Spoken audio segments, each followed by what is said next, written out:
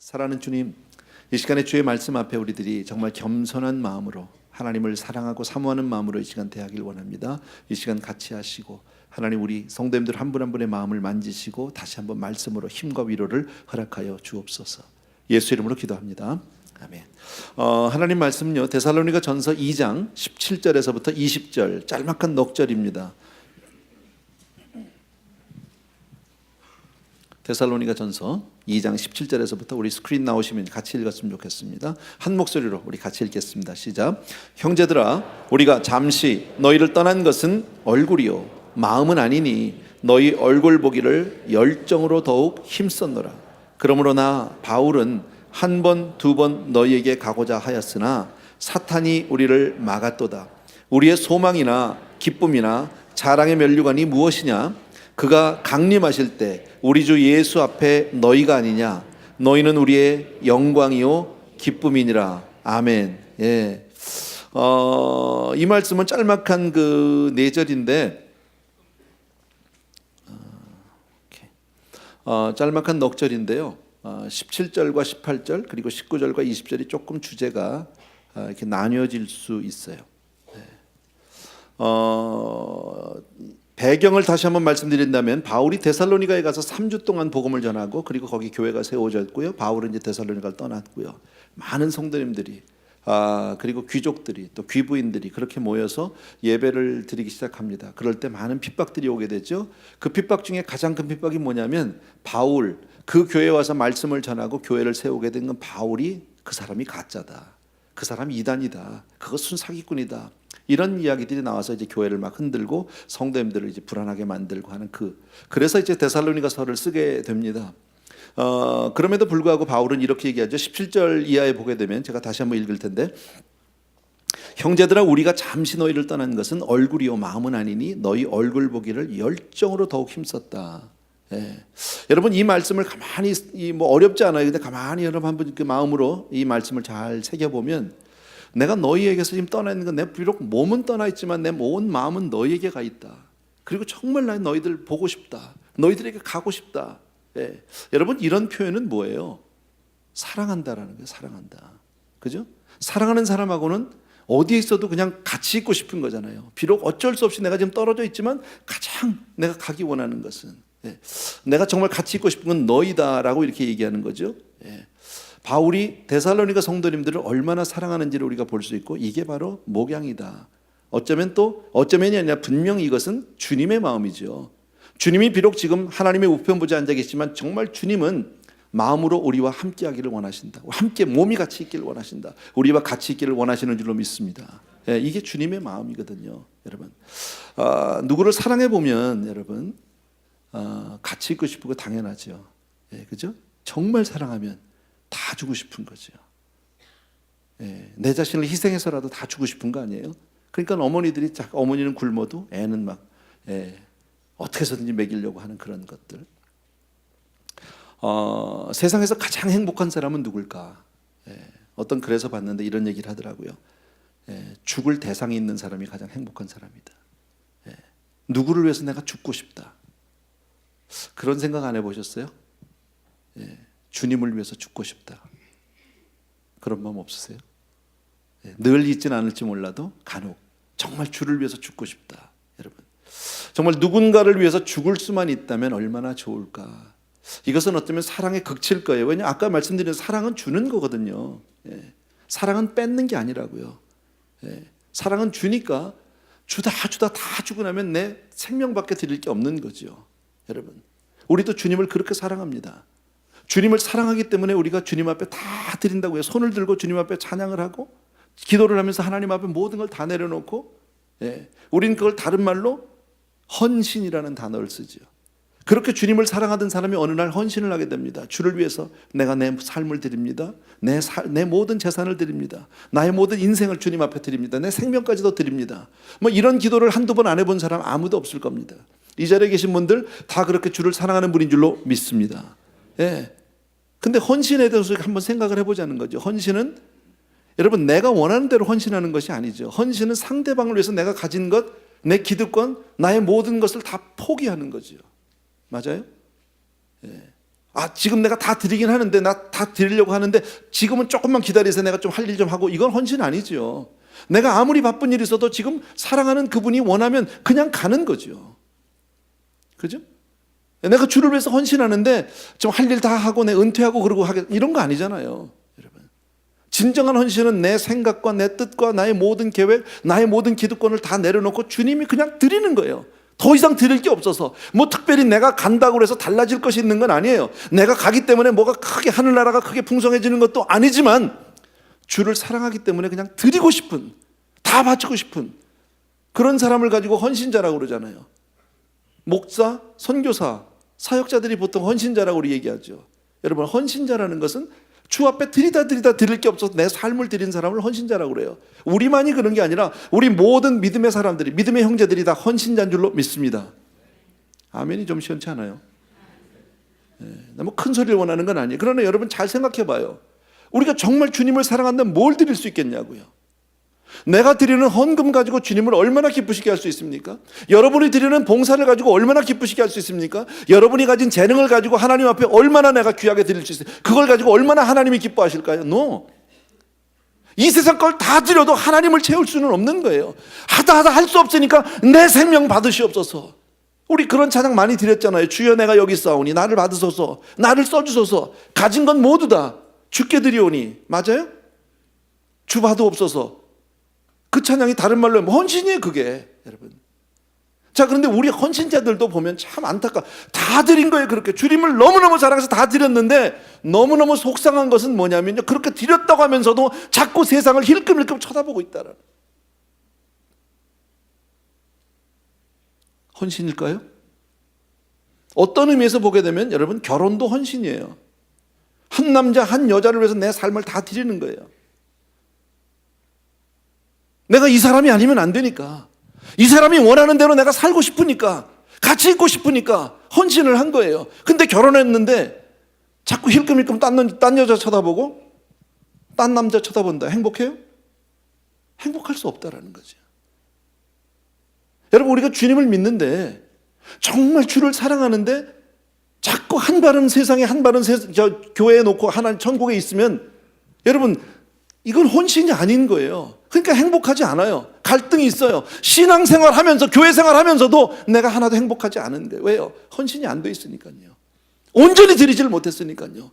헌신은 중간쯤 가는 헌신, 50% 헌신 이런 거 없어요. 70% 헌신 이런 거 없어요. 헌신은 다 드리는 거예요. 주를 위해서. 쓰고 안 쓰시는 건 그분 마음이고 나는 다 드리는 거예요. 이 몸밖에 드릴 것 없어서 주 봐도 없어서 아니에요? 내 모습 이대로 주 봐도 없어서. 그거 헌신이잖아요, 여러분. 제가 우리 교회를 개척하고 한 2, 3년 정도 지났을 때요, 기억에. 다른 지역에 있는 어느 성도님이 저한테 편지를 보냈어요. 긴 편지를 보냈는데, 글을 보니까 연세가 좀 있으신 분의 글이더라고요. 그 내용은 이런 거예요.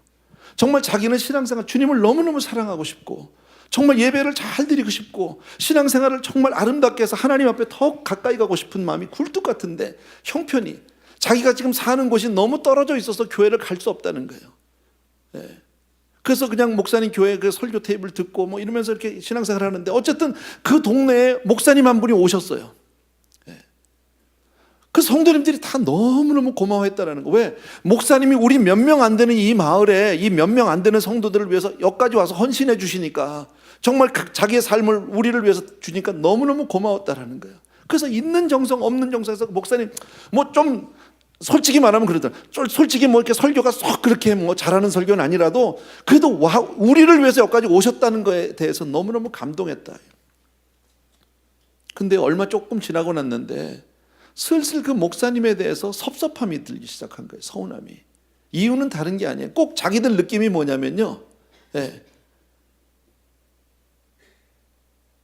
노총각이 시골 처녀한테 시집 왔다가, 결혼하고 나냐, 노총각이 결혼을 해서 장가를 왔다가 결혼하고 나서 얼마 지나자마자 얼마 안 됐는데 바로 도시 처녀들을 흘끔흘끔 쳐다보는 느낌.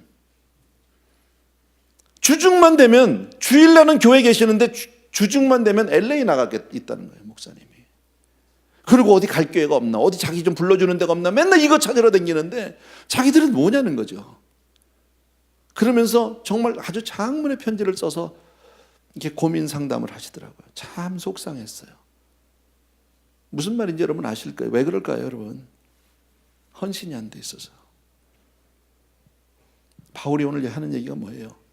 여러분, 내가 비록 몸은 여기 있지만 마음은, 내가 얼굴로 너희들을 정말 보고 싶은데, 근데 그 18절에 뭐라고 되어 있습니까? 내가 너에게 여러 번 가고자 했는데 사탄이 막았대요.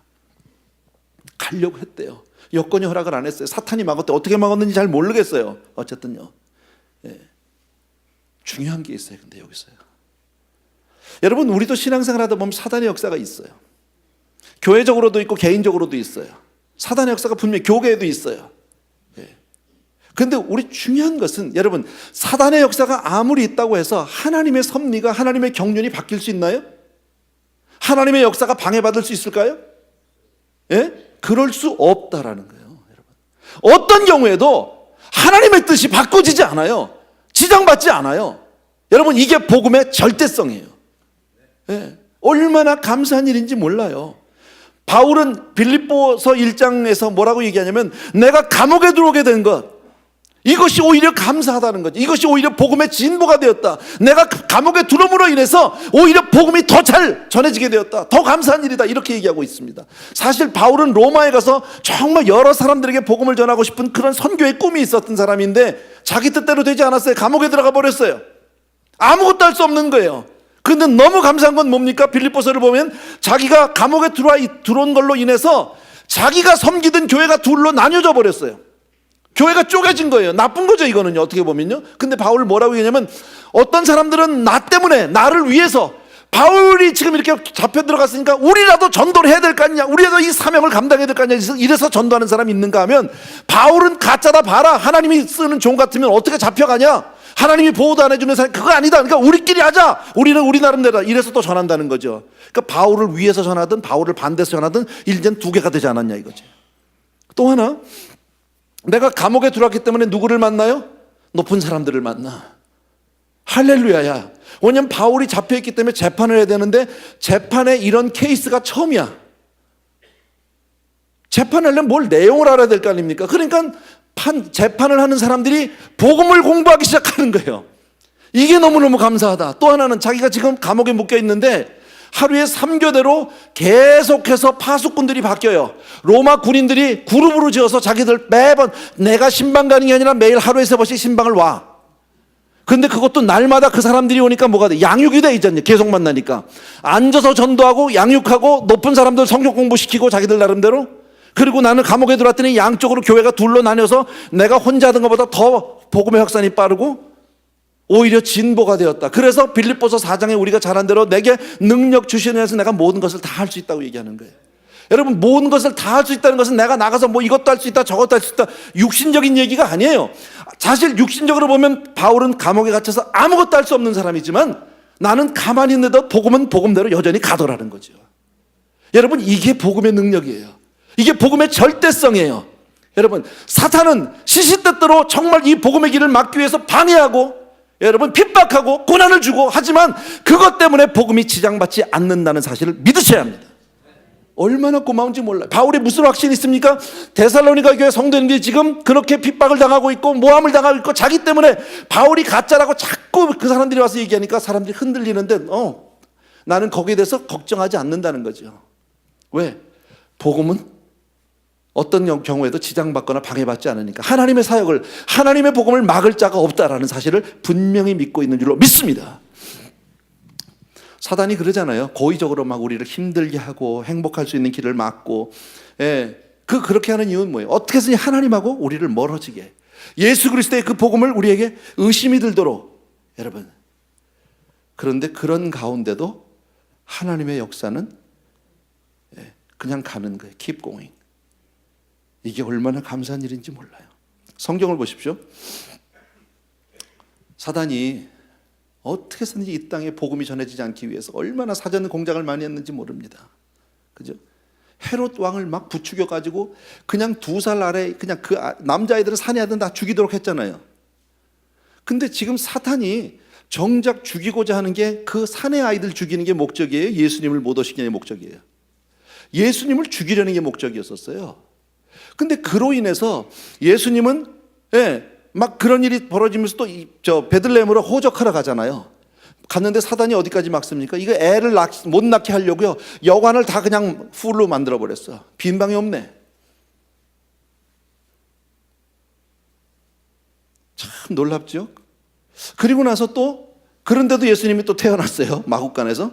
그리고 또 애굽으로 또 피했어요. 엉뚱한 애들만 다 죽었어. 그러나 예수님은 그냥 계셔. 그리고 예수님이 장성했어요. 세례 요한으로부터 세례를 받았고, 그리고 나서 40일 광야에 가서 금식을 하는데요. 사단이 와서 싹 예수님을 시험하는 장면 다 아시잖아요. 근데 그 시험의 내용을 가만히 보면 뭐냐면 예수님의 자존심을 건드리는 거예요. 사람들이요 다 참을 수 있어요. 매 맞는 것도 참고요, 배고픈 것도 참고요, 억울한 것도 참고 다 참어. 그런데 자존심 건드리면 이건 못 견뎌요. 거기서 막 사람이 자기 성질 다 나오는데 예수님한테 와서 건드리는 시험이 뭡니까? 네가 만일 하나님의 아들이면, 아니 하나님 아들 보러 하나님의 아들이라면 돌로 떡을 만들라니 이게 일도 아니야 이건요. 사실요 하나님은요, 안 그래요? 천지를 말씀으로 지으신 분 앞에 돌로 떡 만들라니 이게 말이나 되는 얘기냐고요. 예? 성전에서 뛰라고 그까짓 게 무슨 문제예요? 이 일도 아닌 거 가지고 살살 사람 자존심을 건드려서 약을 올리는데 주님이 거기에 넘어가셔? 안 넘어가셔요. 그러니까 하다 안 되니까 어떡합니까? 예수님의 제자 가운데 하나 베드로, 주는 그리스도시요 살아계신 하나님의 아들이시나 고백 기가 막히게 했거든. 그러니까 바요나 시모나 내가 복이 있도다, 내가 천국 열쇠도 주고 이 반석에 내 교회를, 뭐 주님이 칭찬이 막 정말 침이 마르도록 칭찬을 하셨어요. 그리고 난 다음에 바로 베드로를 시켜서 어떻게? 주여 그리마소서. 바로 그놈한테. 그때 주님이 사탄아 물러가라 한 번에 쫓아버리죠. 안 됐어요. 그리고 나니까 그 다음엔 또 뭐예요? 12 중에 하나인 가룟 유다를 통해서 예수님을 팔게 한단 말이지. 여러분 목양을 해보면 아는데 목양은 애정이 없으면 못해요. 사랑이 없으면 못해요. 성도님들 사랑하지 않는 사람이 어떻게 목회를 할 수 있어요? 그건 불가능해요. 근데 3년 동안이나 같이 먹고 자던, 3년을 같이 먹고 자던 제자예요. 이건 보통 사랑하는 게 아니에요. 내 가족, 내 새끼보다도 귀해요. 어떻게 보면요. 근데 그놈 중에 하나가 배반을 해.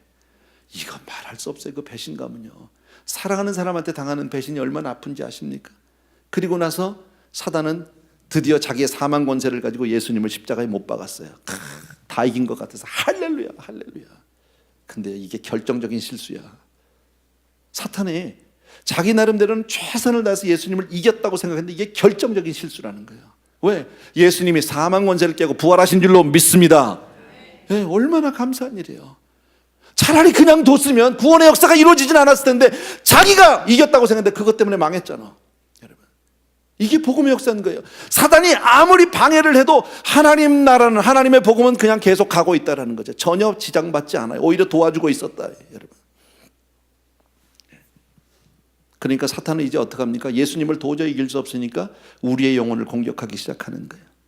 하나님을 사랑하지 못하도록, 예수 그리스도를 믿지 못하도록 우리를 끊임없이 괴롭히고 공격하고 핍박하고 환난, 어려움을 준단 말이지요. 그래서 로마서에 보게 되면 환난이나 기근이나 핍박이나 적신이나 공고나 칼이나 쭉 나오잖아요. 그 여러 가지 캐러고리가 나오잖아. 일반적으로 사람들이 핍박을 당하고 어려움을 당하고 고난을 당하면 어떤 마음이 듭니까? 내가 무슨 죄를 져서, 하나님 앞에 내가 뭘 잘못해서, 나가다가도 어떤 마음으로 돌아요? 아니 도대체 왜 그러시는 거예요? 하나님 도대체 어떻게 나한테 이러실 수가 있어? 여러분, 어려움을 당하면 누구나 다 믿음이 약해져요. 누구나 다 흔들려요.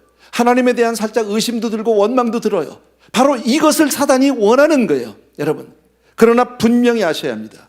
우리는 오늘 사도 바울을 통해서 우리가 배울 수 있는 게 뭡니까? 사랑하는 자, 하나님을 사랑하는 자, 곧 그 뜻대로 부르심을 입은 자들에게는 모든 것이 합력하여 이루는 줄로, 선을 이루는 줄로 믿습니다. 합력해서 잘 된단 말이죠. 중요한 건 뭐 믿음 안에만 있으면 된다.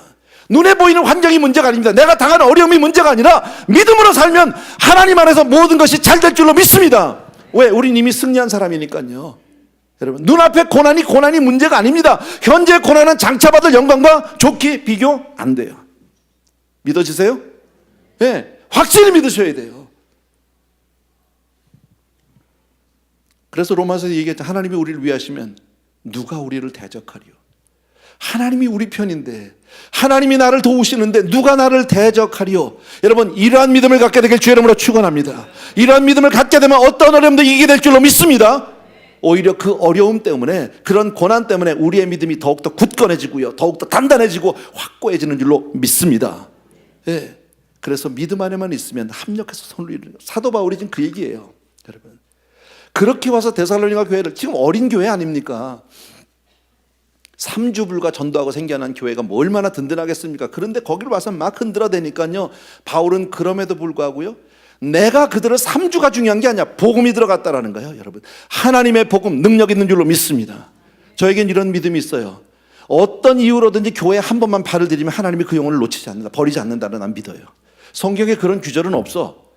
예, 어려서라도 정말 주일학교에서 한번 공책 타러 갔던 사람도 하나님이 버리지 않아요. 다시 돌아오게 해요. 그런 사람도 우리 가운데 분명히 있어요. 여러분, 그렇게 본다면 우리는 어떤 수를 써서 한 사람이라도 전도해서 데려다 놓는 거야. 무슨 소리? 그냥 밥을 먹이든지 뭐 커피를 사주든지 뭘 해서도 갖다 데려다 놓으면, 여러분, 그 영혼은 하나님 앞에 이미 하나님이 붙잡아 주실 줄로 믿습니다. 예, 우리가 살아가면서 예수 믿는 사람이라고 환난을 당하지 않는 것 아니죠. 고난을 당하지 않는 것 아니죠. 어려움이 없는 것 분명 아니죠. 그러나 우리는 이것을 두려워하지 않습니다. 왜? 모든 역경과 환난과 핍박 그 어떤 것이라도 믿음으로 가기만 하면, 여러분, 그 모든 것은 나에게 방해가 되는 것이 아니라, 장애가 되는 것이 아니라 오히려 합력해서 선을 이루게 될 줄로 믿습니다. 예, 불가능한 것 같은데 오히려 그 일을 통해서 하나님의 능력을 체험한다라는 거지. 살아계신 하나님을 경험하게 된다는 거죠. 내 믿음이 더욱더 단단해진다. 믿으시면 아멘. 19절하고 20절 한번 보십시오. 19절 다 같이 한번 다시 읽습니다. 시작. 우리의 소망이나 기쁨이나 자랑의 면류관이 무엇이냐? 그가 강림하실 때에 우리 주 예수 앞에 너희가 아니냐? 너희는 우리의 영광이요 기쁨이라. 자신만만하다는 거죠. 너희들이 흔들려서 뭐 교회를 천만의 말씀이다. 하나님의 복음, 그 무엇도 막을 수 없고 방해할 수 없는 하나님의 복음과 함께한 너희들은 이미 하나님 앞에서 나의 기쁨이야, 나의 영광이다, 너희 나의 면류관이다, 자신 있게 얘기한단 말이죠. 여러분, 수많은 핍박과 고난 가운데도 이미 믿음으로 하나님께 영광을 돌리고 찬양하는 줄로 믿습니다. 이게 성도지요. 이게 믿음의 사람이지요. 여러분, 세상 살다가 힘들다가 조금 어렵다가 한숨 쉬고 나는 이제 죽었다, 다 끝났다, 하나님이 내 기도는 안 들어준다, 이런 게 아니라 이미 승리를 찬양할 수 있는, 이미 승리를 선포할 수 있는 그런 믿음의 사람이 되길 주의 이름으로 축복합니다. 예, 하나님은요 어떤 방법을 써서도 구원할 자를 구원하시는 줄로 믿습니다. 그래서 자랑의 면류관이라고 그러잖아요. 이미 난 끝났다. 여러분, 이왕 믿으려면 이렇게 믿어야지. 화끈하게 믿어야 될 거 아니야. 예, 여러분 앞에, 여러분에게요 시를 하나 소개를 해드릴게요. 태양이 구름에 가려 빛나지 않을지라도 나는 태양이 있음을 믿습니다. 사랑이라고는 조금도 느껴지지 않을지라도 나는 사랑을 믿습니다. 하나님께서 침묵 속에 계시더라도 나는 하나님을 믿습니다. 예, 이 시는 누가 썼는지는 모른대요. 2차 세계대전 때 쾰른에 있는 어떤 그 군사용으로 건설된 지하 동굴 속에 그 벽에 쓰여 있던 시라고 얘기합니다. 예, 전쟁이 한참 있을 그때에. 예, 그러나 이 시의 내용을 보게 되면 그 어렵고 힘든 환경 가운데도 하나님에 대한 굳건한 믿음이 있는 그 믿음의 사람이라는 것을 알 수 있죠. 전쟁의 막바지에 어둡고 습기찬 그 동굴 속에서 이 사람의 눈은 빛나는 태양을 보고 있는 거죠. 여러분, 수없이 피 흘려서 죽어야 하고 죽여야 하는 그런 정말 그런 전쟁 가운데서 사랑을 보고 있어요. 얼마나 많이 기도했겠습니까? 얼마나 많이 가난해졌겠습니까? 그렇게 하나님 앞에 매달려 기도해도 응답이 없었던 것 같아요. 그래도 하나님을 믿는다라는 거죠. 여러분, 하나님이 안 계신 것 같이 침묵만 하고 절망과 공포 속에서도 이 사람의 믿음은 하나님을 믿는 믿음으로 말미암아 하나님에게 모든 소망을 두고 살고 있다를. 멋지잖아요, 여러분. 믿음은 이런 거예요. 믿음은 바라는 것들의 실상이고 보지 못하는 것들의 증거다. 우리 너무 잘 알잖아요, 여러분. 아마 이 이야기는 여러분들이 한 번쯤은 다 들어봤을 이야기입니다. 미국의 어느 젊은 어머니입니다. 아이가 3살짜리 아이가 하나 있는데 그 아이가 갑자기 추락에 치였습니다. 그리고 그 아이의 다리가 차 바퀴에 깔렸습니다. 그 장면을 본 어머니가요, 어디서 그냥 쏜살같이 달려가서 그 트럭을 번쩍 들어버렸습니다. 이건 있을 수, 그런 괴력이 나올 수가 없는 거죠. 여자에게서요. 아이를 치우고 난 다음에 어머니는 곧장 쓰러지고 척추가 부러졌다고 합니다. 어머니 사랑이죠. 인간이 이해할 수 없는, 과학적으로 설명할 수 없는 그런 엄청난 파워가 여러분 사랑 안에 있는 줄로 믿습니다. 예, 실험을 해봤답니다.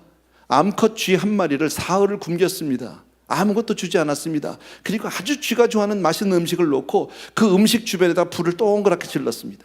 불을 붙였습니다. 그리고 쥐를 거기다 풀어놨습니다. 먹나 안 먹나 보기 위해서 봤는데 맴돌긴 하는데 들어가질 못합니다. 불이 있어서. 똑같은 환경, 혹시나 하고 똑같은 환경 가운데서 이번에는 순놈쥐를 갖다가 굶겨서 갖다 놨습니다. 역시 순놈쥐도 들어가지를 못했습니다. 근데 똑같은 환경 가운데 이번에는 먹이가 아니라 그 암컷의 새끼를 넣어놨습니다. 불 가운데다가. 여러분, 애미쥐가 그 불 속을 그냥 뚫고 들어가서 새끼를 물고 나오더라는 겁니다. 불 속에도.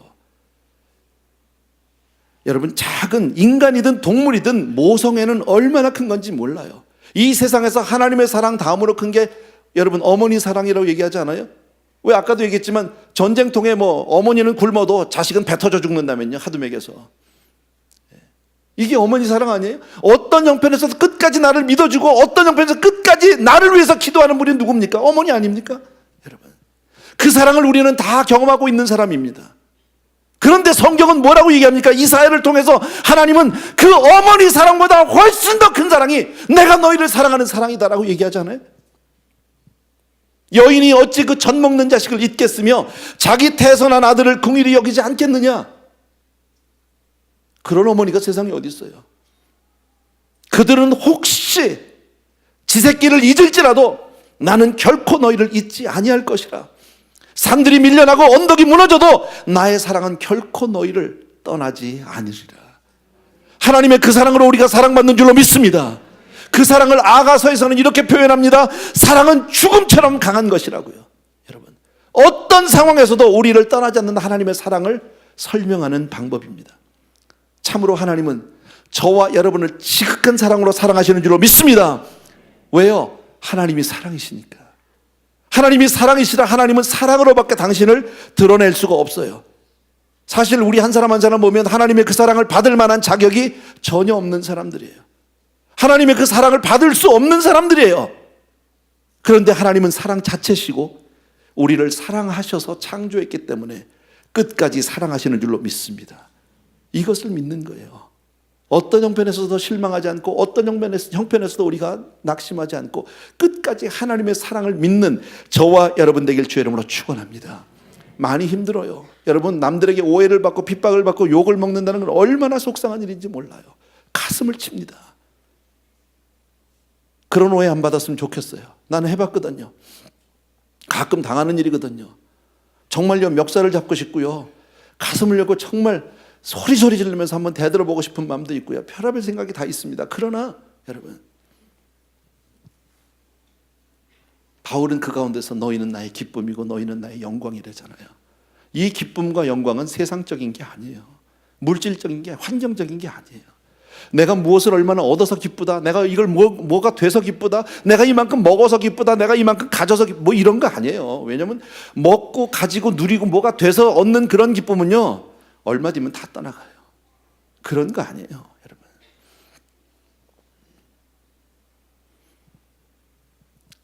바울이 이렇게 기뻐하고 이렇게 하나님 앞에 영광을 돌리고 자신만만한 것은, 다시 말씀드리지만, 하나님의 복음의 절대성 때문에요. 여러분, 나는 약할지라도, 나는 아무것도 아니지만 하나님의 그 복음이 우리를 온전케 하는 줄로 믿습니다. 또 하나는요, 하나님의 영원토록 변치 않는 그 사랑이에요. 여러분, 하나님은 우리를 끝까지 사랑하시는 분인 줄로 믿습니다. 네, 그게 하나님의 사랑이에요. 오늘 바울을 통해서 주시는 말씀은, 오늘 데살로니가서에서 내가 정말 몸으로는 떨어져서 마음으로는 너희에게 내가 얼마나 가고 싶은, 이건 주님의 마음이세요.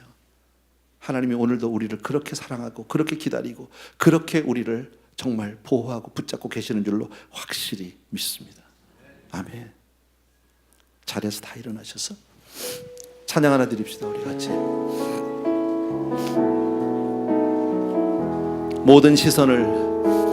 모든 시선을 주님께 드리고 살아계신 하나님을 느낄 때 내 삶은 주의 역사가 되고 하나님 일하기 다시 한번 모든 시선을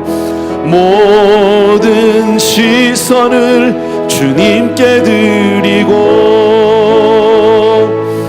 살아계신 하나님을 느낄 때 내 삶은 주의 역사가 되고 하나님이 일하기 시작. 반주 계속해 주시고요. 잠시 우리 같이 기도하기를 원합니다.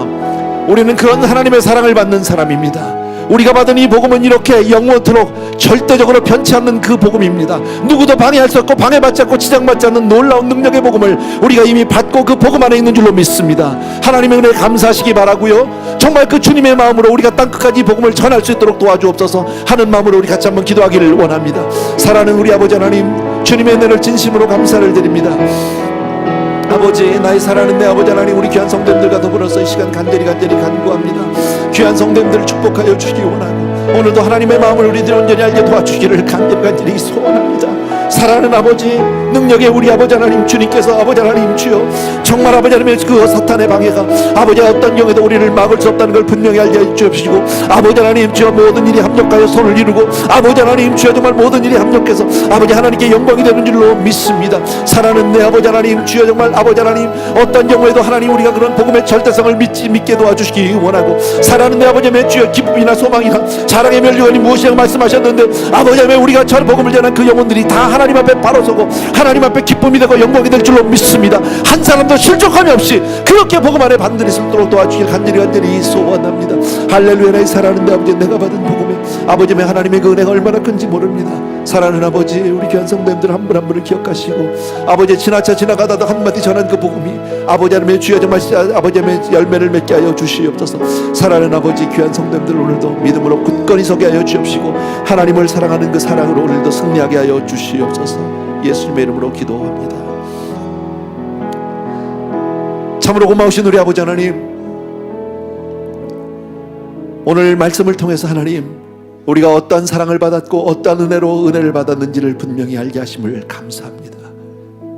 오늘도 하나님 우리에게 모든 것을 아버지 하나님 다 주시고자 아버지 하나님의 아낌없이 정말 생명까지로 주신 그 주님의 헌신, 아버지 하나님 우리도 그 사랑 그 헌신 받았사오니 우리가 주님을 그렇게 사랑할 수 있도록 은혜를 베풀어 주시옵소서. 참으로 고마우신 아버지, 주오실 그날까지 아버지 하나님 우리가 이런 엄청난 은혜 가운데 아버지 하나님 주여 정말 붙잡혀 있음을 믿게 하시고 아버지 하나님 조금도 흔들림 없이 주님 앞에 아버지 하나님 이 복음의 사명을 감당하는 사람들 되게 하여 주시옵소서. 오늘도 예배 주심을 진심으로 감사합니다. 아버지 한 분 한 분 주님 앞에 아름다운 헌신과 아버지 하나님 주여 정말 아름다운 그 믿음의 고백으로 아름다운 예물들을 준비해서 주께로 올려드리는데 이것은 물질도 숫자도 아닙니다. 주님, 이것이 우리의 고백이고 이것이 우리의 삶이고 이것이 우리의 모든 것입니다. 받아 주시옵소서. 우리 귀한 성도님들의 헌신을 받으시고 마음껏 축복하여 주시옵소서. 이제는 우리 주 예수 그리스도의 은혜와 하나님 아버지의 그 무한하신 그 사랑하심과 성령님의 기름 부어 축복하여 사용해 주시는 놀라운 은총이 이 자리에 있는 모든 사랑하는 성도님들을 위해 이제로부터 영원토록 함께 계시를 지어다.